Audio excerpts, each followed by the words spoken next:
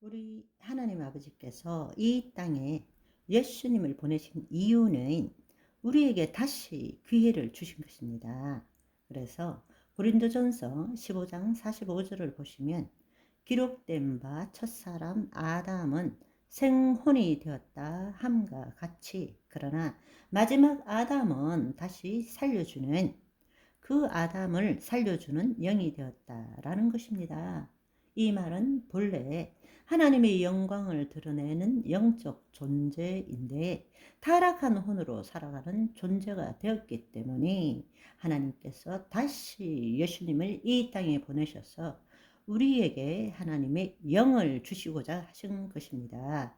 둘째 아담이 우리 안에 오셔서 이제는 다시 행위 언약을 지키도록 기회를 주신 것입니다. 그것을 위해서 예수님께서 새 언약을 이루신 것이고 바로 이것이 구원의 목적이라는 것입니다. 새 영을 주시고 그 법을 우리 속에 두시고 우리 마음을 새롭게 함으로 하나님의 본래의 뜻대로 살도록 살 수 있도록 하신 것입니다. 처음 타락전 인간이 행위 언약을 지켜야 할 때는 인간의 육신에는 죄가 없었습니다. 그러나 예수님께서 오셨을 때 인간은 죄악 덩어리였습니다. 그 예수 그리스도를 믿고 우리가 물과 성령으로 거듭날 때 주님의 그 은혜로 말미암아 법적으로 우리 영과 혼과 육은 구원을 다 받았지만 현실적으로는 우리의 영만이 구원을 받았습니다. 그래서 예수님이 살아가면서 혼과 몸의 구원을 이루어 가도록 새 언약의 중보자로 우리 안에 오셔서 우리의 죄를 날마다 사해 주시고 성령을 통해서 계속 말씀하시며 주님께서 하신 것처럼 우리도 해보라 라고 말씀하시는 것입니다. 그것이 바로 혼의 구원을 이루어 가는 것입니다. 아멘. 생각해 보시면 창조 때보다 더 나은 조건에서 행위 언약을 지키도록 하신 것입니다. 얼마나 놀라운 은혜입니까? 아멘. 다시 그 행위 언약을 지킴으로써 그 말이 무슨 말입니까? 세상에 먹은직스럽고 보암직스럽고 탐스러운 육신의 정욕, 안목의 정욕, 이 세상의 자랑에 빠지지 않고 내 안에 있는 하나님 나라 안으로 들어가서 선악과 대신에 생명과를 마음껏 먹고 하나님의 형상을 따라 모양대로 지음을 받은 우리가 바로 우리 안에 있는 에덴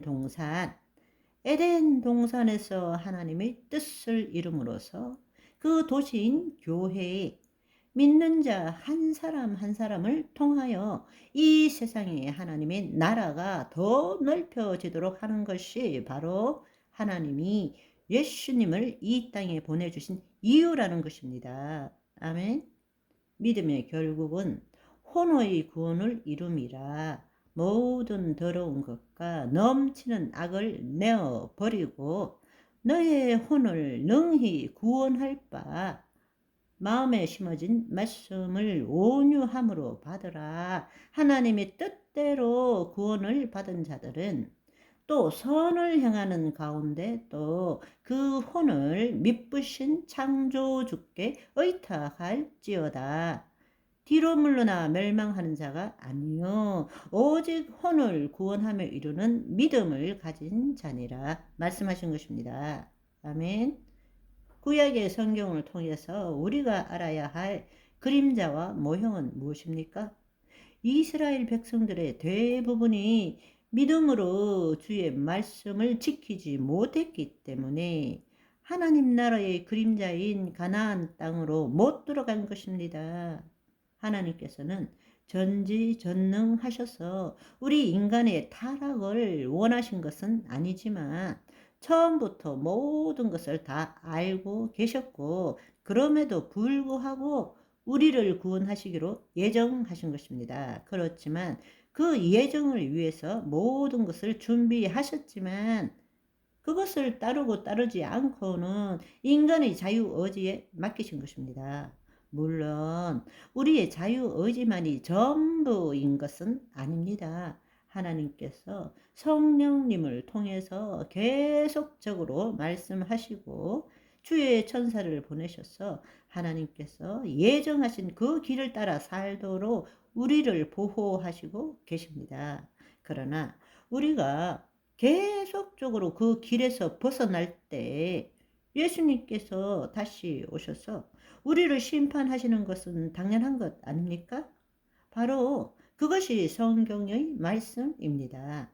아주 핵심적으로 요약하자면 하나님이 태초의 창조 목적을 이루시기 위해서 예수님의 초림은 우리에게 행위 언약을 다시 지킬 수 있는 기회를 주신 것이고 예수님의 재림은 그것에 대한 심판을 하시기 위한 것입니다. 혼의 구원이 얼마나 중요한지 아시겠죠? 하나님의 의를 이루어가는 삶이 하나님께서 우리에게 그 의를 요구하시는 것이 너무나 합당한 것임을 잘 아시겠죠? 우리가 끝까지 선한 믿음의 싸움을 싸우는 것이 얼마나 중요한 것인지도 아시겠죠?